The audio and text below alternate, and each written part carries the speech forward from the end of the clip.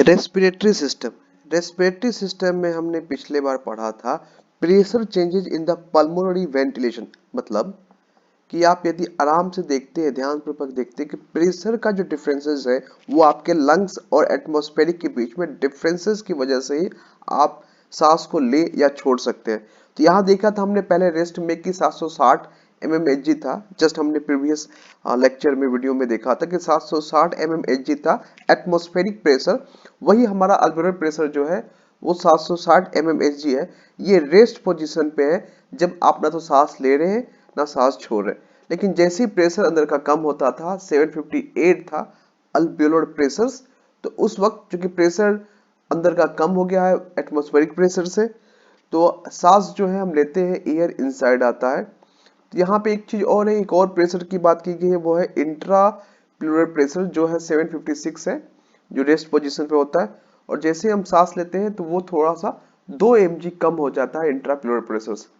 फिर हमने ये भी देखा था कि डायफ्राम जो है वो नीचे की तरफ जाता है, जिसको हम कहते हैं कि कॉन्ट्रैक्शन के वक्त में ये नीचे की तरफ जाता है डायफ्राम। और अ, उसके बाद हमने देखा था जैसे हमने सांस छोड़ते हैं तो इंट्रा अल्वियोलर प्रेशर जो है वो 762 mmHg का हो जाता है, और एटमॉस्फेरिक प्रेशर जो है वो 760 mmHg का। मतलब यहाँ भी प्रेशर डिफरेंसेस देखने को मिलते हैं। अब हम बात कर रहे हैं थोड़ा सा डिटेल से जाने के बाद एसेसरी मसल्स ऑफ रेस्पिरेशंस। यहाँ हम देखेंगे फंक्शंस। तो इट पार्टिसिपेट ड्यूरिंग फोर्सफुल इनहेलेशंस। जैसे हमने देखा था कि ये जो मसल्स है एसेसरी मसल्स जो कि फोर्सफुल इनहेलेशंस में योगदान देते हैं। फोर्सफुल इनहेलेशन मतलब कि जब हम एक्सरसाइज करते हैं या तेजी से सांस लेते या छोड़ते हैं उस वक्त, तो फोर्सफुल इनहेलेशन लेते हैं या फोर्स वेंटिलेशंस होते हैं, उस वक्त जो है कुछ एसेसरी मसल जो है वो पार्टिसिपेट करते हैं। तो यहाँ हम देखेंगे ये थोरोसिक कैविटी के साइज को इंक्रीज करते हैं, और इनका रोल नॉर्मल क्वाइट इनहेलेशन, मतलब सिंपली में हम यदि बैठे हुए हैं सांस ले रहे हैं तो कोई खास रोल नहीं है उनका। यदि लेकिन हम दौड़ रहे हैं या कोई ऐसा विग्रस काम कर रहे हैं जो फोर्सफुल इनहेलेशंस को पैदा करता है, जैसे किसी बाजे को बजाना, तो फोर्सफुल इनहेलेशन जहां भी होगा तो ये एसेसरी मसल्स। तो देखते हैं कौन कौन से एसेसरी मसल्स है। पहला था स्टर्नोक्लेडोमास्टोइड मसल्स। इसकी चर्चा हमने प्रीवियस लेक्चर में भी की है कि स्टर्नम, क्लेविकल और मस्टोइड, तो यह 3 वर्ड से बना है, स्टर्नो, क्लेडो और मस्टोइड मसल्स। ये स्टर्नम से एलिवेट होता है, जिसे हम कहते हैं रीढ़ की हड्डी या ब्रेस्ट बोन कहेंगे। फिर दूसरी है स्केलिन मसल्स। स्केलिन मसल्स भी देख सकते हो, ये एलिवेट करता है फर्स्ट 2 रिब्स को। पहला जो 2 रिब्स है उसको एलिवेट करने में मदद करता है।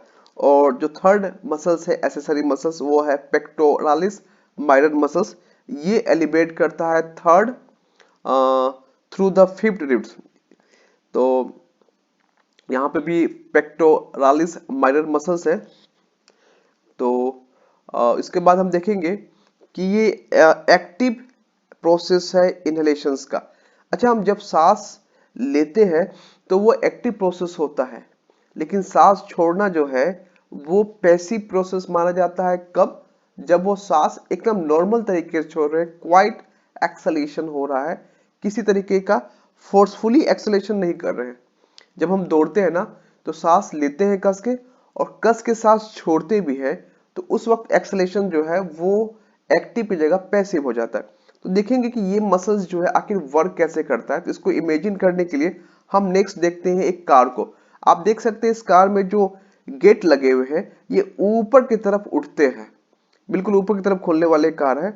तो वैसे ही हम इमेजिन कर सकते हैं कि ये स्टर्नोक्लेडोमास्टोइड या स्केलिन मसल्स जो है जब कॉन्ट्रैक्शंस होगा तो ये रिब्स को ऊपर की तरफ खींचेगा बिल्कुल, और दोनों साइड का जो है वॉल्यूम जो है वो काम करेगा कि वॉल्यूम जो है वो इंक्रीज करने का काम करेगा, ताकि सांस जो है वो ज्यादा से ज्यादा अंदर आ सके। क्योंकि वॉल्यूम इंक्रीज होगा तो प्रेशर जो है इनसाइड का वो डिक्रीज हो जाएगा। तो यहाँ पर एसेसरी मसल्स में 3 मसल्स, स्टर्नोक्लेडोमास्टोइड मसल्स, स्केलिन मसल्स और पेक्टोरालिस माइनस मसल्स की चर्चा की गई है। बाकी मसल्स की चर्चा हमने प्रीवियस क्लास में भी, प्रीवियस लेक्चर में भी किया हुआ है। ये बिल्कुल आसान सा फिगर। अब देखते हैं एक्सेलेरेशन के बारे में थोड़ा सा, कि एक्सेलेरेशन जनरली पैसिव प्रोसेस होता है। जब हम नॉर्मल क्वाइट एक्सेलेरेशन करते हैं, बैठे हुए हैं और सांस छोड़ रहे हैं, तो वो पैसिव प्रोसेस है क्योंकि उसमें एनर्जी नहीं लगता है। जी हाँ, लेकिन जैसे ही हम कोई विग्रस वर्क कर रहे हैं, फोर्सफुल ब्रीथिंग कर रहे हैं, सांस ले रहे छोड़ रहे फोर्सफुली, जब हम दौड़ते हैं या कोई गाना बजाते हैं, मतलब अपने मुंह से कोई गाना गा रहे हैं या किसी बांसुरी को बजा रहे हैं, तो वहां पे यदि एक्सेलेरेशन फोर्सफुली कर रहे हैं, उस वक्त जो है एक्सेलेरेशन एक्टिव हो जाएगा। तो एक्सेलेरेशन पैसिव भी है और एक्टिव भी है, डिपेंड्स करता है कि हम फोर्सफुल एक्सेलेरेशन करेंगे तो वो एक्टिव है, और यदि हम नॉर्मल क्वाइट एक्सेलेरेशन करते हैं, बैठे हुए शांति तरीके से और एक्सेलेरेशन कर रहे हैं, तो वो पैसिव प्रोसेस है। तो ब्रीदिंग आउट को कहते हैं एक्सेलेरेशन, मतलब सांस को छोड़ना जो है वो एक्सेलेरेशन या एक्सपीरेशन भी कहते हैं। ये भी प्रेशर डिफरेंसेस की वजह से होता है। अच्छा, एक्सेलेरेशन को पैसिव प्रोसेस कहा गया है क्योंकि यहाँ पे हम देखेंगे कि no muscular contraction is involve.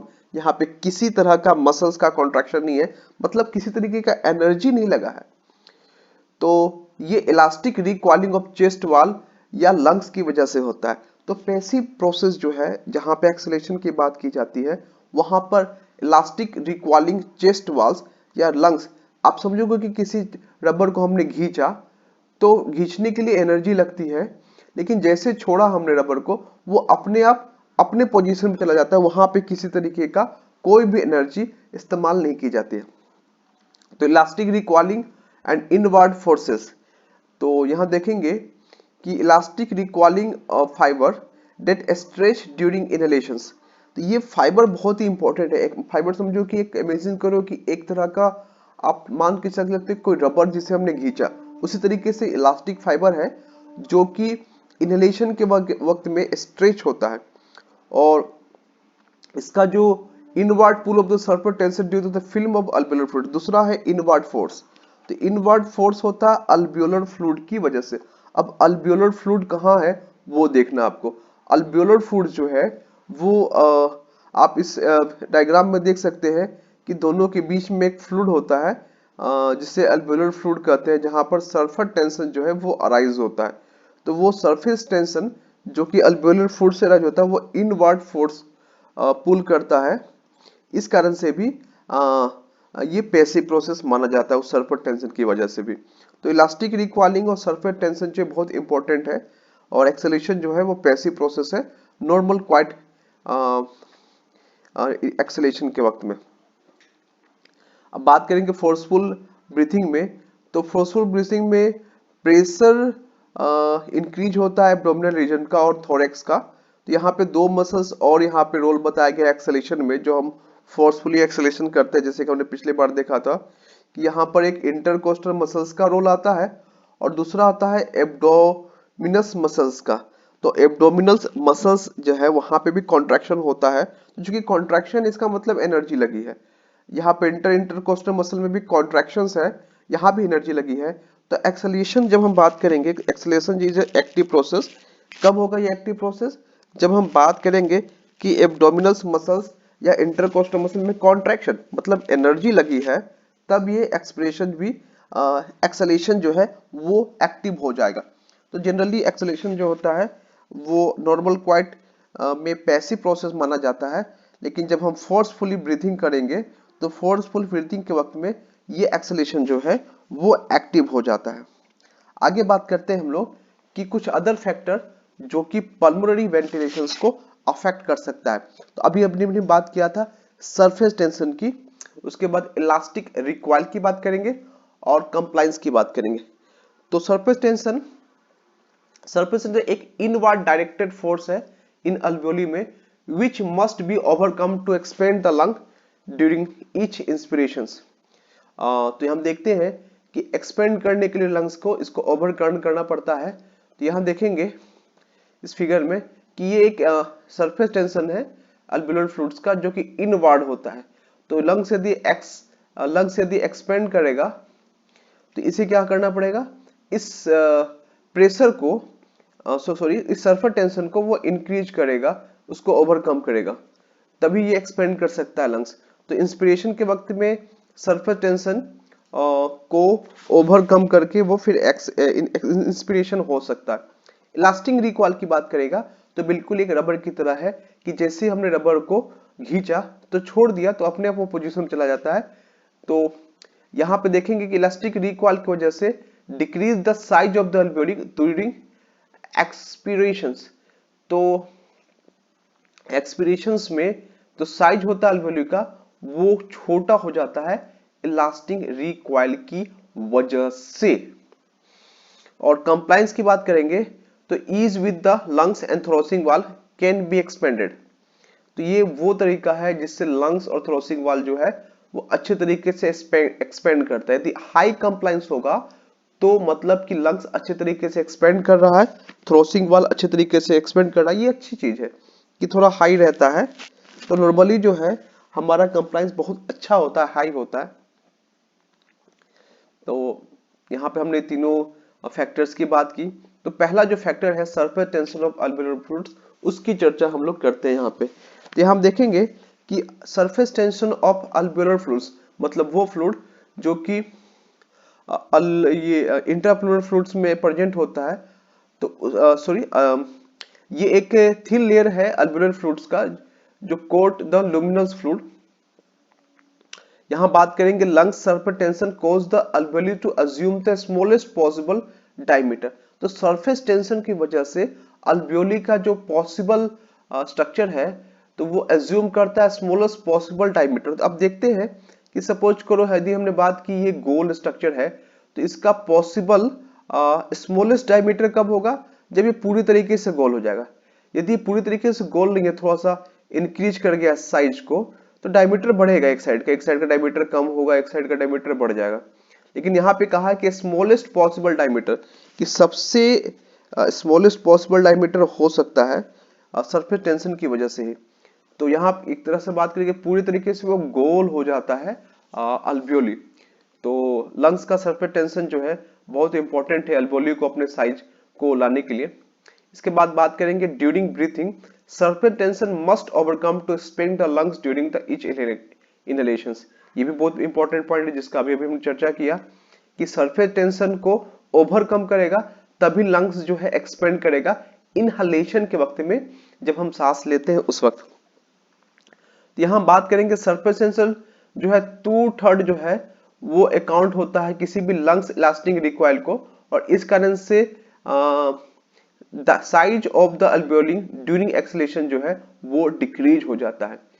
तो बहुत इंपॉर्टेंट पॉइंट है सरफेस टेंशन का कि एक्सलेशन के वक्त में डिक्रीज करता है साइज ऑफ अल्वेओली को।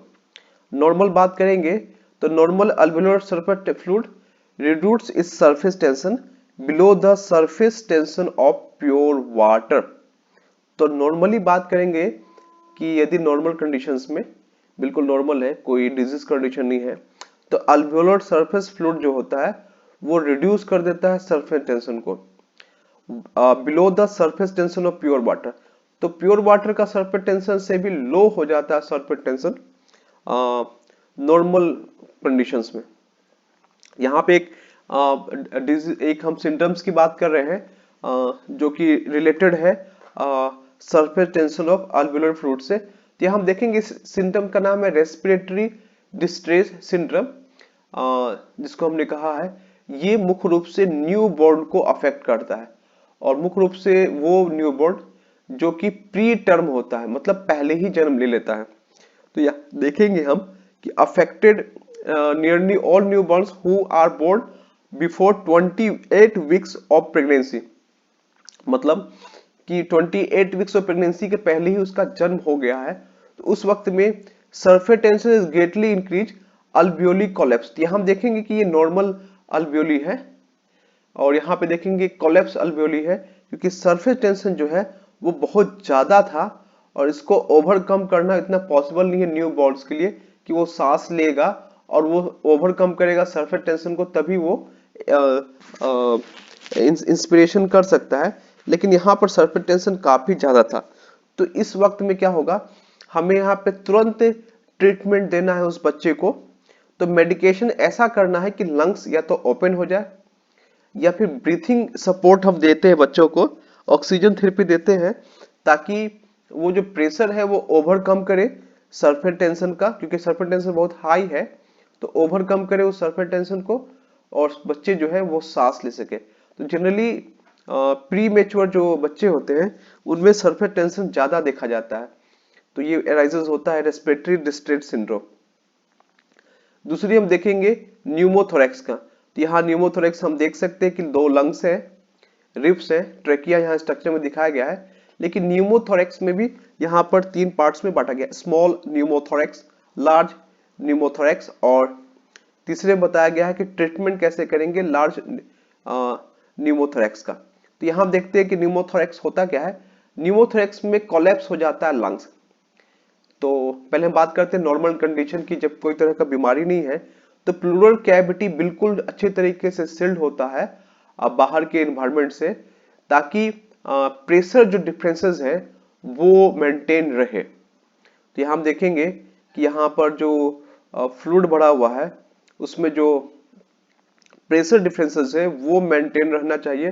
तो न्यूमोथोरेक्स में यही देखा है कि प्रेशर डिफरेंसेस जो है वो बिल्कुल अच्छे तरीके से मेंटेन होता है। तो यहाँ हम देखेंगे कि जैसे ही चेस्ट वॉल में इंजरी होगा, तो during the injury of the chest wall, तो एयर जो होता है वो लीक करेगा स्पेस में between your lungs and the chest wall. तो यहाँ हम देखेंगे जिस तरह से ये पूरी तरह सील रहता है नॉर्मल कंडीशंस में, लेकिन न्यूमोथोरेक्स में यदि किसी तरीके का लीकेज हो जाता है तो यहाँ पर एयर जो लीक होगा और चेस्ट वॉल जो है वो कहीं ना कहीं यहाँ पे प्रेशर जो है वो इंक्रीज होते दिखेगा, और ये प्रेशर इतना इंक्रीज हो जाएगा को इनवर्ड प्रेशर को इंक्रीज करेगा। तो आप देख सकते हो कि लंग्स का साइज जो है, जो कि इनवर्ड डायरेक्शंस में ये प्रेशर लगा है, लंग्स का साइज जो है वो छोटा हो जा रहा है। तो ये बहुत इंपॉर्टेंट है कि लंग्स का साइज बिल्कुल छोटा होता है यहाँ पे। तो यहाँ पर एयर पुशेस करेगा outside of your lungs and make it collapse. तो यहाँ पे इंट्राप्लूरल प्रेशर जो है इक्वल हो जाता है एटमॉस्फेरिक प्रेशर का surface tension, and recoil cause complete lungs collapse and collapse of only portion of a lungs. तो यहाँ हम देखेंगे कि यहाँ पर कभी कभी पूरे लंग्स को कोलैप्स कर सकता है या लंग्स के किसी पोर्शन को कोलैप्स करता है। तो ये एक बहुत ही सीरियस कंडीशन है। तो यहाँ हमने देखा कि किस तरीके से हमने एक चेस्ट ट्यूब लगाकर वहां पर जो फ्लूइड है वो उसको हमने बाहर निकाला है। यहाँ हमने ट्रीटमेंट किया है तो न्यूमोथोरेक्स को। अब बात करेंगे सरफेस टेंशन की, बाद हम बात करते हैं कंप्लायंस की। तो कंप्लायंस के बाद हो गया कि how much effort required to stretch the lungs and chest wall. कितना एफर्ट चाहिए जिससे कोई लंग्स को स्ट्रेच किया जा सके या चेस्ट वॉल को स्ट्रेच किया जा सके। तो यहाँ पर हमने बैलून का एक स्ट्रक्चर बनाया है, फोटो लिया है, फिगर लिया है। तो यदि हमने फूंक मारा किसी बैलून को, वो बैलून बिल्कुल अच्छे तरीके से फिलअप होके फूल जाता है, ठीक है, तो इसका मतलब वो हाई कंप्लायंस है। लेकिन यदि कोई बैलून को हमने फूंक मारा और वो फूल नहीं पा रहा है, इसका मतलब वो लो कंप्लायंस है। तो यहाँ पर आप इस चार बैलून के स्ट्रक्चर को देख सकते हैं कि जो स्ट्रक्चर हम देख रहे हैं अपने स्क्रीन पे राइट साइड में, जो फूला हुआ बैलून है उसका हाई कंप्लायंस दिखाया गया है, और सबसे लेफ्ट साइड में जो स्ट्रक्चर दिख रहा है वो सबसे लो कंप्लायंस में है। तो हाई कंप्लायंस का मतलब कि लंग्स और चेस्ट वॉल एक्सपेंड इजिली। तो जैसे हमने कहा कि यदि इसकी पतली परत हो बैलून की और उसमें इलास्टिसिटी ज्यादा हो तो अच्छे तरीके से वो फूल सकता है। तो कंप्लायंस का मतलब हो गया कि एक्सपेंड करने की कैपेसिटी यदि लंग्स और चेस्ट वॉल में हाई है तो इसका मतलब वो इजिली एक्सपेंड होगा, अच्छे तरीके से एक्सपेंड होगा। लो कंप्लायंस वाले में रेसिस्ट होगा एक्सपेंशन, कहीं ना कहीं रुकावट होगी एक्सपेंशन करने में। तो कंप्लायंस के भी दो प्रिंसिपल होते हैं, पहला इलास्टिसिटी और दूसरा है सरफेस टेंशन। इन दो चीजों से ही कंप्लायंस अफेक्ट होता है। तो हम बात करेंगे यदि नॉर्मल लंग्स में, तो नॉर्मल लंग्स में कंप्लायंस हाई होना चाहिए, हाई होता भी है, और इजिली एक्सपेंड करेगा because the elastic fibre easily stretch. यहाँ पर कंप्लायंस में इलास्टिक फाइबर इजिली स्ट्रेच हो जाता है, और सर्फेक्टेंट इन अल्वेओलर फ्लूइड रिड्यूस सरफेस टेंशन। ये भी देखेंगे कि सर्फेक्टेंट जो होते हैं अल्वेओलर फ्लूइड में, उस कारण से सरफेस टेंशन जो है वो कहीं ना कहीं रिड्यूस हो जाते हैं। दूसरी हम बात करेंगे पल्मोनरी कंडीशंस में, जब हमें किसी तरीके का इन्फेक्शन होता है। तो बात करते हैं स्केयर लंग टिश्यूज, जिसमें ट्यूबरकुलोसिस में आप देखोगे तो एक स्केयर दिखेगा आपको लंग टिश्यूज में, ये माइकोबैक्टीरियम ट्यूबरकुलोसिस का इन्फेक्शन है। या फिर दूसरा कंडीशन जिसमें कंप्लायंस अफेक्ट होता है, लो हो जाता है, lungs tissue to be become filled with the fluid pulmonary oedema में। तो आप देख सकते हो पल्मोनरी एडिमा में किस तरीके से फ्लूइड जो है वो फिलअप हो चुका है। इस कंडीशन में भी आपको लो कंप्लायंस मिलेगा। तीसरा कारण हो सकता है कि प्रोड्यूस करे बहुत ही लेस अमाउंट में या डिफिशियंसी हो जाए सर्फेक्टेंट का। और चौथा हो सकता है कि impend lung expansion in any way, मतलब पैरालिसिस हो जाए आपके इंटरकोस्टल मसल्स में, तो एक्सपेंशन करने में लंग्स को थोड़ी सी प्रॉब्लम्स आए। इस कारण में पल्मोनरी कंडीशंस में आप देखोगे कि कंप्लायंस जो होता है लो होता है। इम्फेजिमा में आप देखोगे कि इलास्टिक फाइबर का डिस्ट्रक्शन हो जाता है। इस कारण से लंग्स कंप्लाई जो है वो काफी हाई हो जाता है। तो यहाँ पे किसी किसी कंडीशंस में लंग्स कंप्लायंस हाई भी दिख रहा है, क्योंकि इलास्टिक फाइबर जो है वो बिल्कुल डिस्ट्रक्शन हो गया। तो आप बात करो कि यदि कहीं पर कोई स्प्रिंग जो है या कोई रबर जो है वो टूट जाए, तो कोई भी चीज जो है ओपन हो जाता है इजिली। मतलब यहाँ पर ये भी बहुत क्रिटिकल कंडीशंस है जहाँ पे कंप्लायंस बहुत ज्यादा जो है इंक्रीज कर गया है। तो ये भी हो सकता है। दूसरा होगा पल्मोनरी कंडीशन जहाँ पे कंप्लायंस डिक्रीज किया है। तो दो कंडीशंस हम देख रहे हैं। तो हाई करने के कारण था इलास्टिक फाइबर का डिस्ट्रक्शन, और कंप्लायंस लो होने के कारण है इसका लंग टिश्यू जैसे ट्यूबरकुलोसिस में होता है, या पल्मोनरी एडिमा, या सर्फेक्टेंट का कम होना, या पैरालिसिस होना इंटरकोस्टल मसल से, जिस कारण से लंग्स जो है वो इम्पेंड कर जाए लंग्स इंस्पेक्शन एनीवे, तो इंटरकोस्टल मसल जो है वो पैरालिसिस करे। तो यहाँ पर हमने इम्फेजिमा भी देख रहे हैं, यहाँ पे किस तरीके से नॉर्मल अल्वियोली में देखो कितना कम एक्सपेंडेड है, और यहाँ देखो एक्सपेंड बहुत ज्यादा कर चुका है, डैमेज अल्वियोली है इम्फिजिमा में। तो इम्फिजिमा में हम देखते हैं किस तरह से डैमेज है और किस तरीके से ज्यादा एक्सपेंड कर गया, क्योंकि इलास्टिक फाइबर अफेक्टेड है। तो ये भी कारण है। और हम बात करते हैं अब ईयर रेसिस्टेंस की। ईयर रेसिस्टेंस को पढ़ने के पहले लेते हैं एक छोटा सा विश्राम, लेकिन तब तक आप मेरा चैनल जो है सब्सक्राइब कीजिए, लाइक कीजिए। Thank you very much.